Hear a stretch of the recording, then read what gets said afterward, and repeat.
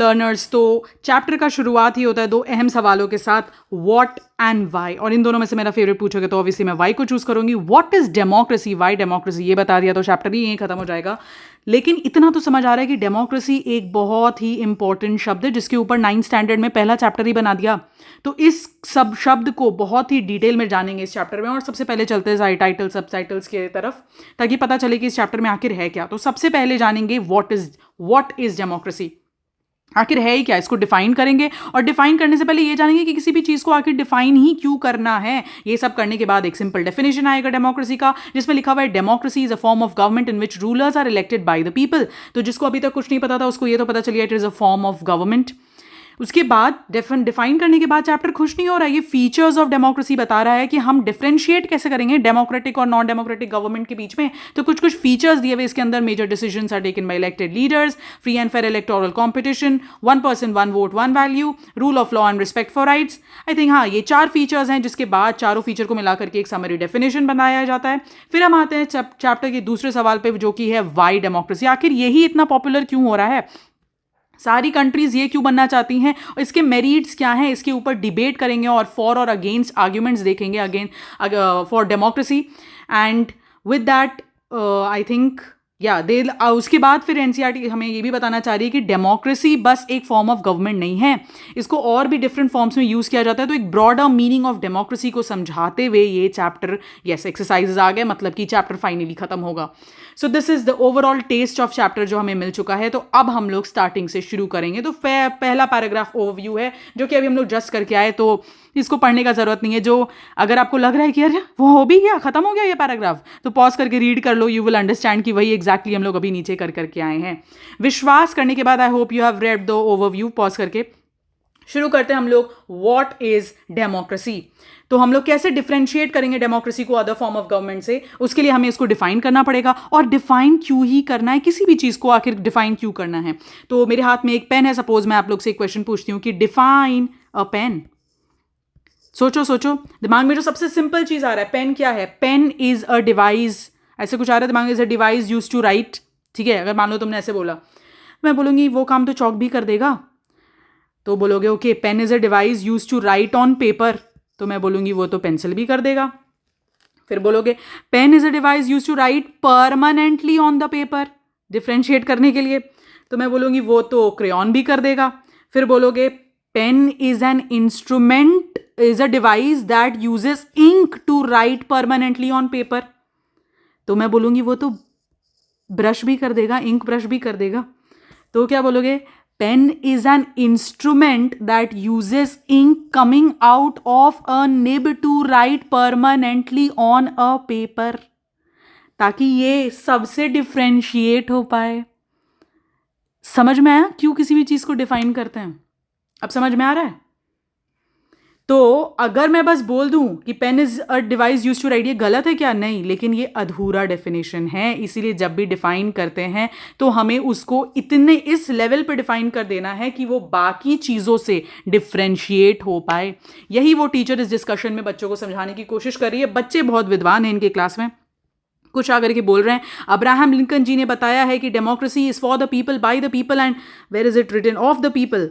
तो ये तो हो गया डेफिनेशन ऑफ डेमोक्रेसी, लेकिन अब समझ में आ रहा है ये अधूरा डेफिनेशन। और ये भी जो है ना, ये अगर आप लोग को नहीं समझ में आया कि ये क्या बोल रहे थे, तो फीचर्स में आपको समझ में आएगा। अब समझ में आ रहा है डेफिनेशन अधूरा क्यों है, क्योंकि बस इसको सुन के we can not differentiate it with others. एक दूसरा बच्चा बोल रहा है, ma'am democracy comes from a Greek word demokratia, Greek demos means people and kratia means, चतुर रामलिंगम है ये, क्रेशिया मीन्स रूल। हो गया, चलो डिफाइन कर दिया। तो मैम बोलती है ओके ओके कम टू मी।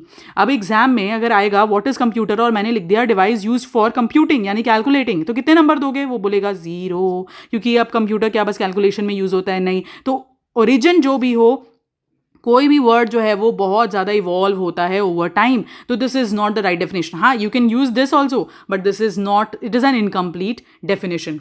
तो कंप्लीट डेफिनेशन क्या है?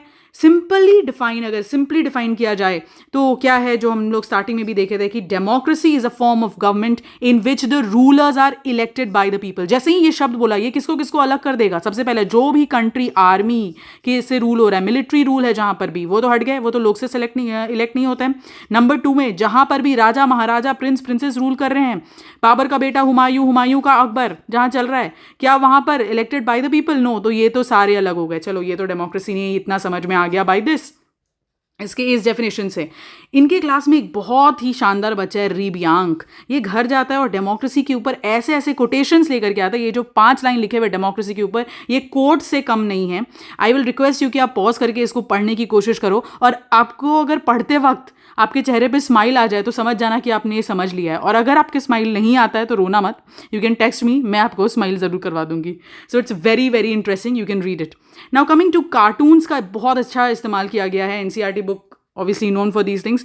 तो देखते हैं कार्टून पढ़ने का तरीका समझाती हूँ आप लोगों को। जैसे कि कोई भी कार्टून देखते हो तो सबसे पहले रीड करो कि वो दिखाना क्या चाह रहे हैं। यहाँ पर हमें दिख रही है आर्मी ऑब्वियसली आर्मी ऑफिशियल्स हैं जो कि पूरा दमखम लगा रहे हैं एक झंडे को ऊपर करने में। डेमोक्रेसी का ये झंडा है, देख रहे हो सबसे आगे वाला कितना मेहनत कर रहा है कि इसको सीधा कर दिया जाए, बस ये सीधा नहीं हो पा रहा। यहाँ बीच में काला रंग का गन, हर चीज़ जो है वो किसी चीज़ को सिग्निफाई करता है। ये क्या इसको सिग्निफाई कर रहा है? फोर्स को, वायलेंस को सिग्निफाई कर रहा है। और एक बहुत इंटरेस्टिंग चीज़ नोटिस हो पा रहा है क्या, कि यहाँ पे जो एम है वो मैकडोनल्ड का एम के जैसे दिख रहा है। मैकडोनल्ड का बर्गर ये सब खाया होगा आपने, तो ये क्यों ऐसा? क्या इसकी ब्रांडिंग करने की कोशिश कर रहे हैं क्या? कमर्शियलाइज डेमोक्रेसी को ब्रांडिंग बस दे रहे हैं।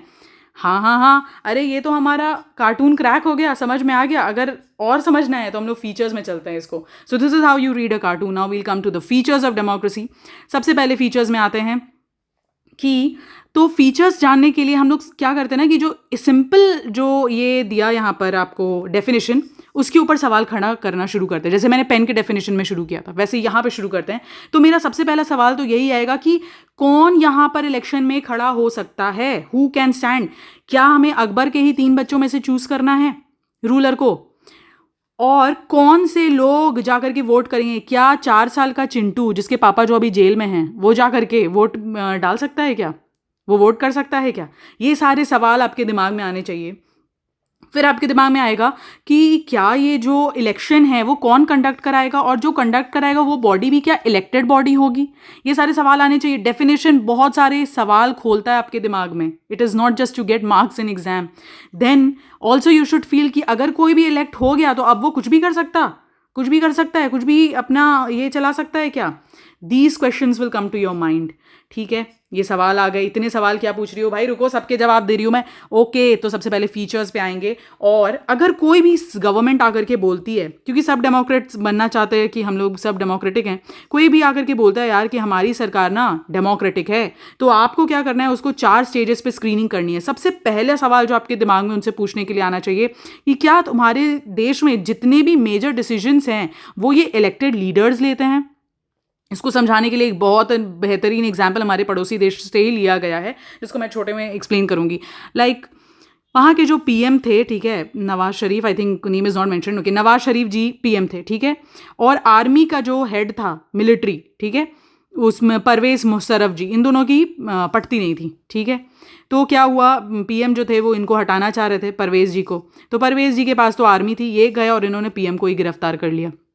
इसके लिए एक शानदार शब्द है कू, जिसको बोलते हैं, जहाँ पर एक इलीगल एंटिटी आ करके इलेक्टेड गवर्नमेंट को टेक ओवर कर ले गवर्नमेंट के ऊपर। तो यहाँ पर पाकिस्तान में कू होता है 1999, तख्ता पलट जिसको बोलते हैं, और आ जाते हैं परवेज़ मुशर्रफ गवर्नमेंट में रूल करने के लिए। और ये क्या क्या करते हैं, यहाँ करके रेफरेंडम, जो कि एक फीचर है डेमोक्रेसी का, वोट कराते हैं पब्लिक में और अपने आप को प्रेसिडेंट घोषित कर देते हैं 2002 में।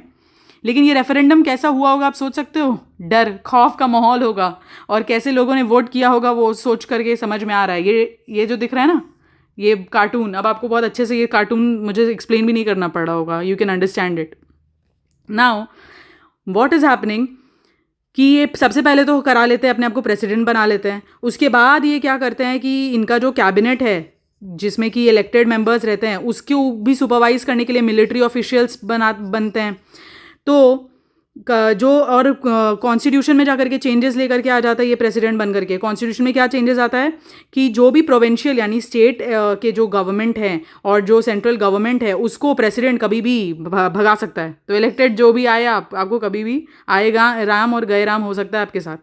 तो क्या ये इलेक्टेड जो डिसीजंस है जो मेन डिसीजंस है इंपॉर्टेंट डिसीजंस है क्या इलेक्टेड लीडर्स दे रहे हैं यहाँ पर? नहीं, बस हो गया यहीं पे टाई टाई फिश नाउ खत्म।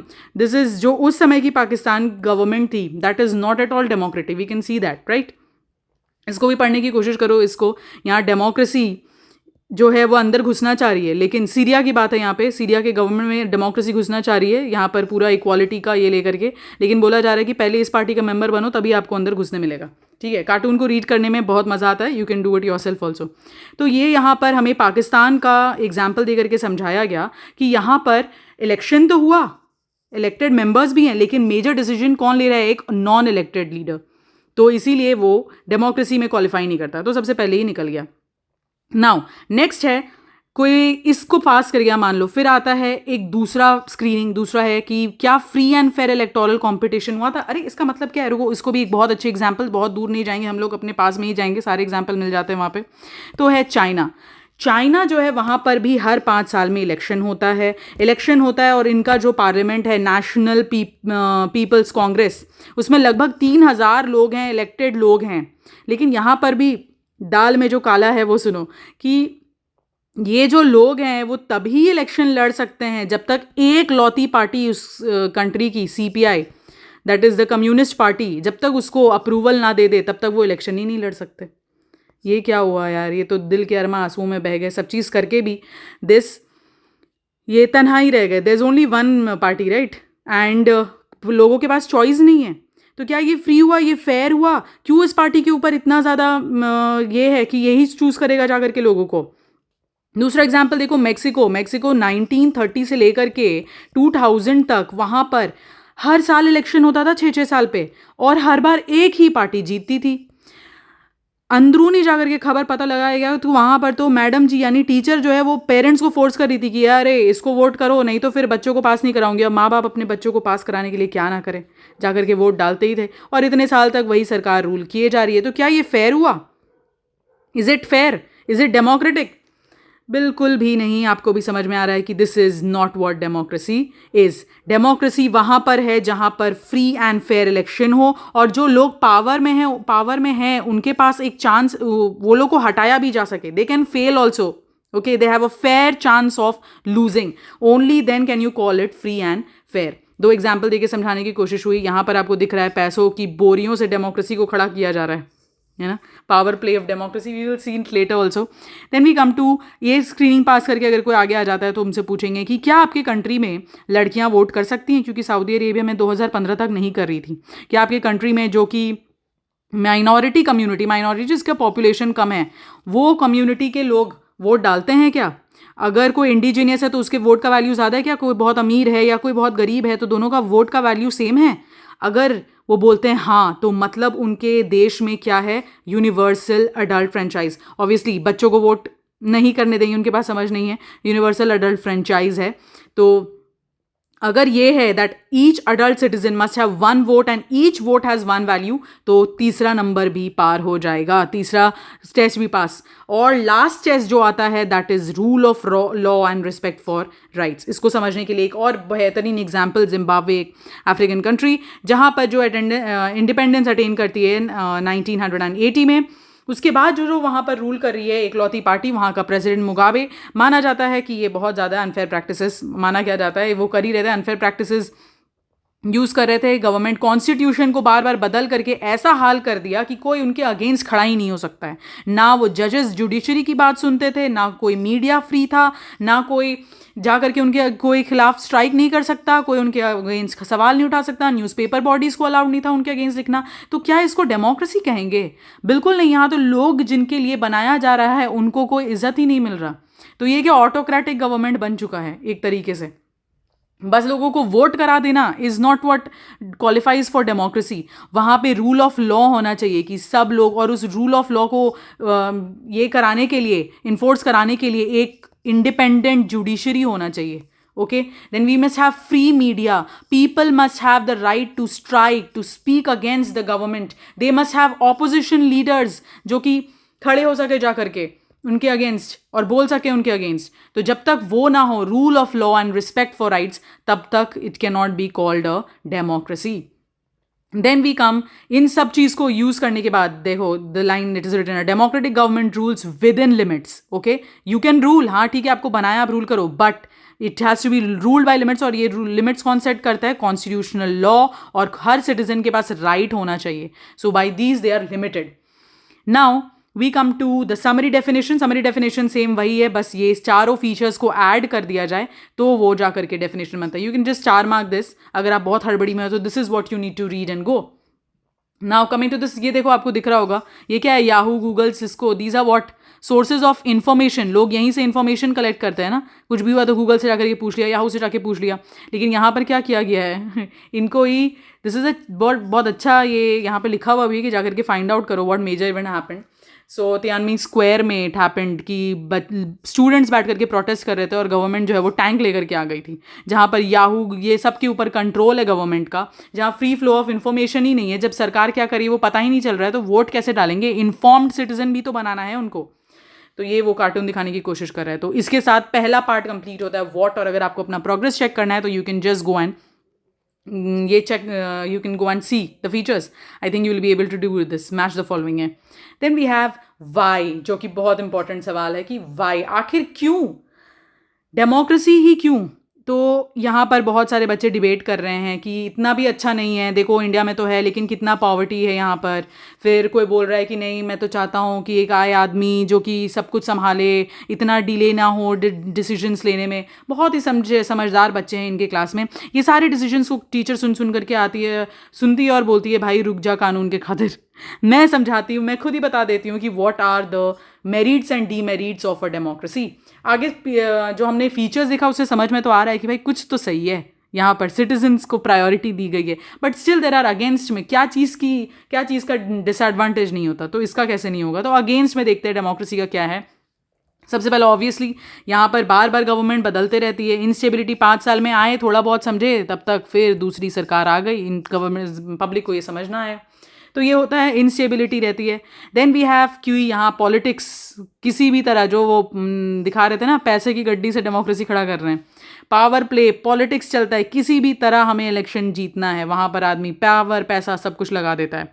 देन वी हैव यहाँ डिसीजन मेकिंग थोड़ा स्लो होता है बिकॉज बहुत सारे लोग मिलकर के डिसाइड करते हैं तो तुरंत डिसीजन नहीं लिया जा सकता है. ना कुछ लीडर्स बस इलेक्ट तो हो गए लेकिन उनको बेस्ट इंटरेस्ट ऑफ लोग पता नहीं है. लेकिन ये तो दूसरे में भी हो सकता है ना. This does not apply only to democracy. Then we have corruption. लेकिन क्या करप्शन सिर्फ डेमोक्रेसी में हो सकता है? It can happen anywhere. Okay, it depends on the leader.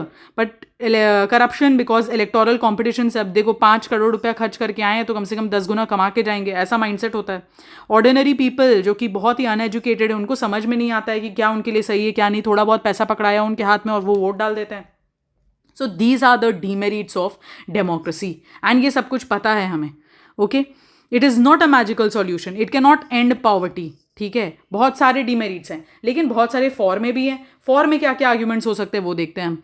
तो एक अच्छा एग्जाम्पल फिर से पैराग्राफ्स में क्या है, ये एविडेंसेस देते हैं, समझाने की कोशिश करते हैं चीज़ों को एग्जाम्पल के द्वारा. और यहाँ पे देखो चाइना में फैमिन आया था. Like what is famine? That is भूखमरी, मतलब खाने का शॉर्टेज होने से जब लोग मरने लगे.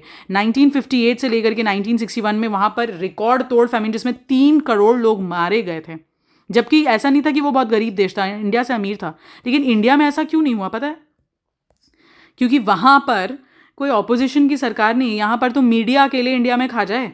अगर 3 करोड़ लोग मरने लगेंगे तो क्योंकि फ्री मीडिया है, फ्रीडम ऑफ स्पीच है, तो ऑपोजिशन की गवर्नमेंट हो गई या फिर जो मीडिया पर्सनस हैं वो लोग गवर्नमेंट के ऊपर सवाल उठाएंगे, बोलेंगे कि गवर्नमेंट सबसे इंपॉर्टेंट है पीपल नीड्स, उसको एड्रेस करो. 3 करोड़ लोग, इंडिया में आज तक इतना बड़ा फैमिन नहीं हो पाया because we have a democratic government. Now तो इससे समझ में आ रहा है कि क्या ये अच्छी है या नहीं. अब बोलोगे कि चाइना तो बहुत अमीर हो गया, हम पीछे रह गए. ऐसे अमीर होना है क्या हमें? लोग मर जाए लेकिन हमें आगे निकलना है, ऐसे अमीर नहीं होना है हमें. तो इसीलिए एफिशिएंट भले ही हम ना हो लेकिन अकाउंटेबल गवर्नमेंट ज़रूर बनाएंगे। तो डेमोक्रेटिक गवर्नमेंट जो होती है वो अकाउंटेबल होती है और ये बहुत ज़रूरी है फॉर आवर कंट्री। दूसरा चीज़ है, भले ही डिसीजन मेकिंग लेट होता है लेकिन क्योंकि यहाँ पर ज़्यादा लोग इन्वॉल्व होते हैं, ज़्यादा लोग का दिमाग लगता है, तो कोई गलत डिसीजन लेना मतलब बहुत मुश्किल है। तो क्वालिटी डिसीजंस लिए जाएंगे, बहुत ज़्यादा कोशिश होती है कि डिसीजन मेकिंग जो है उसका क्वालिटी इंप्रूव होगा, बिकॉज टाइम डिले और इरिस्पॉन्सिबल डिसीजन मेकिंग नहीं हो सकता। Thus democracy improves the quality of decision, दूसरा इंपॉर्टेंट पॉइंट। फिर है democracy provides a method to deal. हाँ, अब देखो, अगर कोई मुझे इंडिया शब्द बोलता है और बोलता है इसके लिए तुम बस एक शब्द बोलो ना, इंडिया सुन करके तुम्हारे दिमाग में क्या आता है, तो मेरे दिमाग में तो डाइवर्सिटी आता है। Can you see how diverse this country is, जहाँ पे लैंग्वेजेस, कल्चर, रिलीजन जो भी है सब कुछ कितना डिफरेंट है, जोग्राफी भी देख लो तो कितना डिफरेंट है। अब यहाँ पे मान लो एक बी टीम है और ये जो है बहुत पावरफुल है, तो ये तो इसको जीने नहीं देगी ए को, बी अगर बहुत पावरफुल हो गई तो।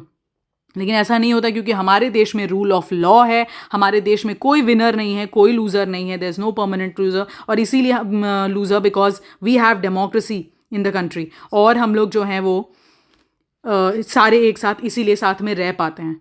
और सबसे इम्पॉर्टेंट ये सारे आर्ग्यूमेंट्स के अलावा क्या है कि यहाँ पर लोगों को इम्पोर्टेंस दिया गया है, ठीक है। The dignity of the people, okay, it enhances the dignity. या तो गरीब से गरीब आदमी हो या अमीर से अमीर आदमी हो, दोनों के वोट का वैल्यू एक है।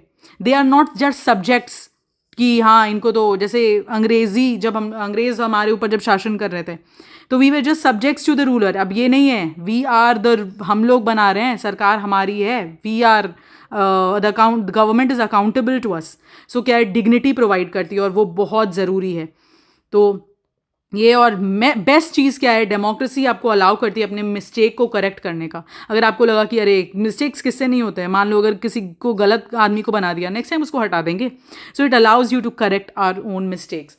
सो दिस इज़ द पॉजिटिव्स, और obviously the positives by and far हमें समझ में आ रहा है कि बहुत अच्छे से ओवरशैडो कर रहा है नेगेटिव्स को, और इसीलिए शायद ये इतना फेमस है। और हमारे देश में आज डेमोक्रेसी बनने की कोशिश हम लोग इसलिए करते हैं। सो बाय दिस, ये कार्टून बहुत इजीली रीड कर लोगे आप, you can just do it. और यहाँ पे देखो, ये वाला कार्टून मिलिट्री दिख रहा है आपको यहाँ पर, what is this skeleton signifying? डर, खौफ, ओके। ये इतना स्ट्रांग है इसलिए इसको जानबूझ के इतना मोटा बनाया गया, the military is so strong, और यहाँ पर ये खौफ से जनता को चला रहा है। Can you see that? पीछे खौफ और डर छुपा हुआ है। Now we come to the last part of the chapter, that is the broader meanings of democracy. तो डेमोक्रेसी जैसे हमने देखा एक फॉर्म ऑफ गवर्नमेंट है, लेकिन that's not just a form of government. हम लोग ऐसे भी यूज़ कर सकते हैं, आपके घर में अगर सबसे पूछ करके डिसीजन लिया जा रहा है तो you are a democratic family. अगर आपकी टीचर आपको क्वेश्चन पूछने का मौका दे रही है, डिस्कशन हो रहा है आपके क्लास में, तो that is a democratic temperament. तो you can use democracy in that. तो आपके शब्दकोश में एक अच्छा वर्ड यूज़ हो चुका है, डाला जा चुका है, जिसका आपको पता है कि जहाँ पे कंसल्टेशन हो, जहाँ लोगों को वैल्यू दिया जा रहा हो, जहाँ डिस्कशंस हो, तो उसको आप डेमोक्रेसी बोल सकते हैं। सो यहाँ पर वही बताया गया कि कोई भी एक आइडियल डेमोक्रेसी नहीं होता है। आइडियल डेमोक्रेसी मतलब जहाँ पर बिल्कुल जीरो पॉवर्टी हो, जहाँ पर सारे सिटीजन्स इक्वल रोल प्ले कर रहे हो डिसीजन मेकिंग में, जहाँ पर 1.4 बिलियन का पॉपुलेशन है। क्या सारे लोग पार्टिसिपेट कर सकते हैं? नहीं। तो रिप्रेजेंटेटिव डेमोक्रेसी होती है, ये अपने रिप्रेजेंटेटिव्स को भेजते हैं जो कि सारा डिसीजन लेते हैं उनके बिहाफ में। तो रिप्रेजेंटेटिव डेमोक्रेसी चलती है। लेकिन हाँ, ये हमें हेल्प करता है, आइडियल चीज़ जानने में हमें हेल्प करता है कि what is the difference between democracy and good democracy. जो ये ज़्यादा अच्छा से कर पा रही है वो एक बेटर डेमोक्रेसी होगी, जहाँ कम पॉवर्टी और लोगों को इक्वल ये दिया जा रहा है। So that is what democracy is. और इसके साथ हमें एक बहुत इंपॉर्टेंट सीख लेकर के जाना है कि डेमोक्रेसी जो है उसमें सिर्फ और सिर्फ रूलर्स को पार्टिसिपेट नहीं करना है, हमें भी करना है। Citizens of India we should participate, at least vote तो हमें देना ही चाहिए। हमें पॉलिटिकल पार्टिसिपेशन दिखाना चाहिए, अपने ओपिनियंस देने चाहिए, देखना चाहिए कि सरकार क्या कर रही है, ताकि हम एक सही डिसीजन, वाइज डिसीजन ले सकें, अवेयरनेस फैला सकें। और इसी के साथ अगर एंड में आपको समझ में आ रहा है कि अगर एक रिस्पॉन्सिबल सिटीजन वाला वाइब आ रहा है आपको अंदर से, तो I think the chapter has actually gotten inside you very well. तो इसके साथ I think the chapter concludes and I will request you कि go through the exercise questions. That will be a very, मतलब एक cake walk होगा, बहुत आसानी से जस्ट फीचर स्क्रीनिंग करते जाओ और सारी बातों को ध्यान रखते हुए you will be able to do it very very easily. So with this we come to the end of the chapter. I hope you enjoyed.